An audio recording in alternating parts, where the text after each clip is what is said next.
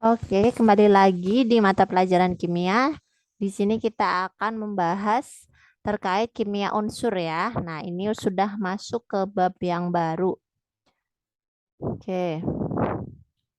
Nah, di sini nanti ada senyawa yang berasal dari golongan alkali, alkali tanah, halogen, gas mulia, kemudian ada yang beberapa dari periode 3 dan periode 4. Nah, yang pertama, kita akan bahas terkait alkali. Kita membahas dari kelimpahan unsur di alam, kemudian sifat logamnya, kemudian reaksinya, dan kegunaannya dalam kehidupan ya.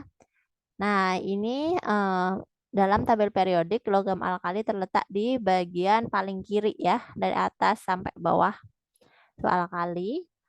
Nah, yang pertama terkait kelimpahan logam alkali di alam. Jadi, beberapa unsur ini kalau di alam mereka ditemukannya masih bergabung dengan unsur lain atau bergabung pada suatu senyawa gitu. Misalnya litium. Nah, kita bisa menemukan litium di ambligonit gitu ya. Terus natrium kita bisa temukan di senyawa kriolit, kemudian ada senyawa cili, sodalit, untuk kalium, karnalit dan silfit, rubidium, lepidolit, kemudian yang cesium itu polusit. Nah, ini ada beberapa yang sering keluar, yang di natrium, kalium, dan cesium. Nah, selanjutnya adalah sifat fisika logam alkali. Oh iya, di sini saya mengambil sumber dari YouTube-nya Jendela Sains. Nah, teman-teman juga bisa untuk subscribe di sana juga ya. Nah, lanjut sifat logam alkali, kita tahu bahwa dari litium sampai cesium itu dari atas ke bawah ini nomor atomnya semakin bertambah gitu ya. Nah, kemudian di sini ada konfigurasi. Konfigurasinya ada dua jenis. Yang pertama itu berdasarkan kulit ya.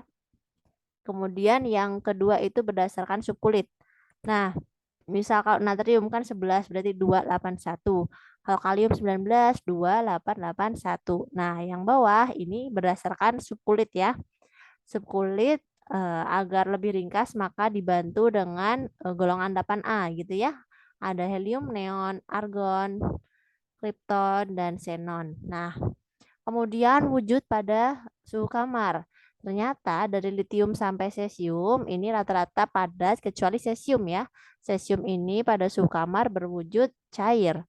Kemudian warnanya api ini adalah yang paling sering keluar. Kalau litium itu merah tua, natrium kuning, kalium ungu, rubidium merah kebiruan, cesium biru. Oke, lanjut. Nah, ini juga perlu dicatat ya. Nah, kecenderungan ada yang bertambah dan ada yang berkurang. Kita lihat dari litium sampai cesium, dari atas sampai ke bawah, itu yang bertambah apa aja? Ada massa jenis, jari-jari atom, dan kereaktifan. Jadi, yang paling reaktif itu berarti yang di area bawah gitu. Karena di sini dia mudah untuk melepaskan elektron ya, kaitannya itu ya. Kemudian kecenderungan berkurang dari litium sampai cesium, apa aja yang berkurang? Yang pertama adalah titik leleh dan titik didih gitu ya. Karena yang ke bawah kan tadi wujud kamarnya cair ya. Jadi kayak semakin ke bawah itu titik lelehnya juga semakin mengecil. Nah, hal ini juga berhubungan sama energi ionisasi, afinitas, keelektronegatifan. Nah, ini kalau energi ionisasi adalah kecenderungan suatu atom gitu ya untuk melepas elektron sehingga membentuk ion positif gitu. Jadi intinya apa ya daya tarik atau daya ikat gitu dari pusat ke elektron terluar. Nah, itu kaitan energi ionisasi ya. Nah, intinya kalau semakin ke bawah jari-jarinya kan semakin besar sehingga suatu elektron itu juga akan lebih mudah untuk melepas elektron karena tadi jarak inti dengan kulit terluar semakin jauh. Nah, makanya dari atas ke bawah nilai afinitas, energi ionisasi, dan keelektronegatifan itu semakin berkurang. Begitu pula untuk kekerasannya ya. Oke, selanjutnya ini sifat umum logam alkali. Jadi dia cenderung ringan dan lunak. Kemudian bisa diiris ya. Kemudian sangat reaktif dan cenderung melepaskan sebuah elektron membentuk ion positif ya. Kalau alkali biasanya lepas satu elektron gitu ya, sehingga dia biasanya muatannya +1, Na+, K+, gitu ya. Kemudian bisa bereaksi dengan air membentuk basa yang mudah larut. Oke, selanjutnya. Nah, ini reaksi-reaksi logam alkali. Yang pertama menghasilkan basa dan gas nitrogen. Nah, 2L. L-nya ini boleh kalian ganti litium, natrium, kalium, rubidium gitu ya. Nah, bereaksi dengan H2O itu nanti akan membentuk basa gitu ya. Misal kalau Na berarti NaOH. Kalau Li, LiOH gitu ya. Plus H2 menghasilkan gas hidrogen. Kemudian reaksi dengan hidrogen gitu ya. Jadi misal Na gitu ya, Na plus H2 menjadi NaH gitu ya. Sekali lagi logamnya ini, L-nya ini kita bisa ganti dengan LiNaKRBCS gitu ya. Oke, selanjutnya. Nah, ini reaksi dengan oksigen. Ini ada 3 bentuknya ya. Kalian bisa lihat di sini. Nanti mulai yang dari biloxnya -2, -1 gitu, dan -setengah. Nah, nanti dia bisa berbentuk L2O, ada yang berbentuk L2O2, dan ada yang berbentuk LO2. Nah, kemudian untuk reaksi yang lain ya ini reaksi dengan unsur atau senyawa lain. Misalnya di sini reaksi dengan halogen membentuk garam halida, berarti L ditambah X2.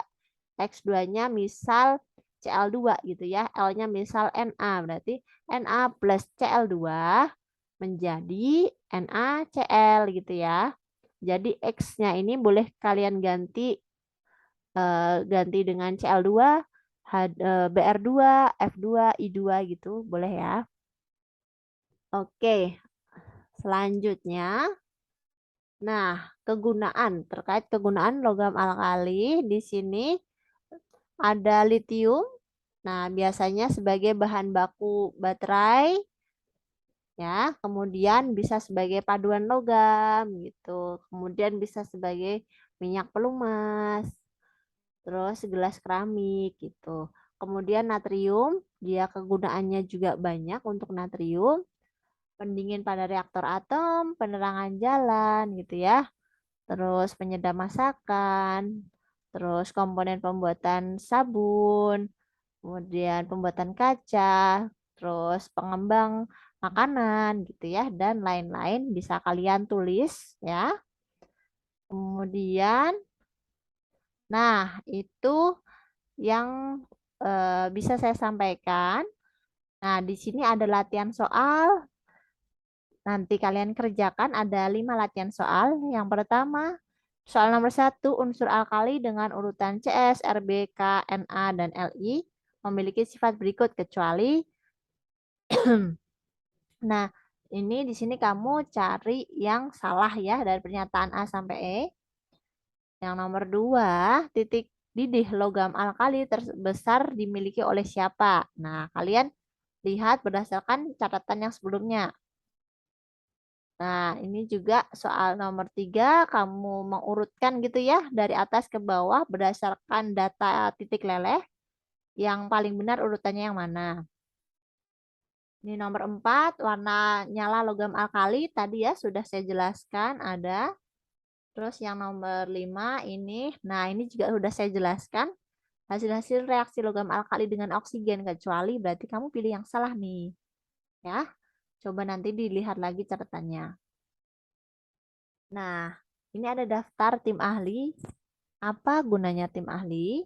Jadi tim ahli ini adalah sebagai perpanjangan tangan saya di sekolahan gitu ya. Karena saya tidak bisa hadir, maka tim ahli ini yang akan bertanggung jawab menjelaskan ke teman-temannya, terutama menjelaskan terkait latihan soal dan materi.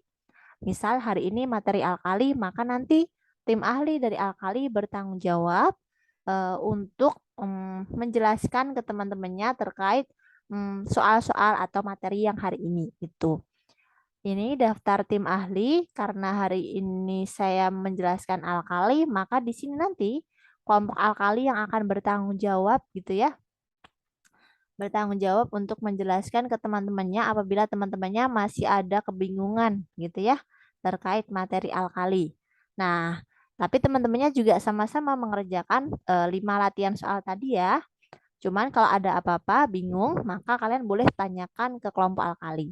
Nah, begitu pula untuk kelompok yang alkali tanah, halogen, gas mulia, periode 3 dan periode 4 ini bisa kalian catat ini akan berlangsung sampai ke depannya ya. Jadi tiap orang, tiap anggota pasti akan memiliki tanggung jawab untuk menyampaikan materi gitu. Ini untuk 12B dan yang ini untuk 12A. Nah, boleh dicatat gitu ya. Berarti yang alkali ini adalah tanggung jawabnya Aldino ya untuk 12A ya. Tapi teman-temannya juga tetap mengerjakan soal-soalnya ya. 5 soal itu tetap dikerjakan bareng-bareng. Oke, gitu. Oke, sekian dari saya. Jumpa lagi di hari Sabtu. Hari Sabtu kita ujian eh, terkait alkali. Jadi jangan lupa belajar ya. Kita akan tes terkait materi alkali. Oke, sampai jumpa. Assalamualaikum warahmatullahi wabarakatuh.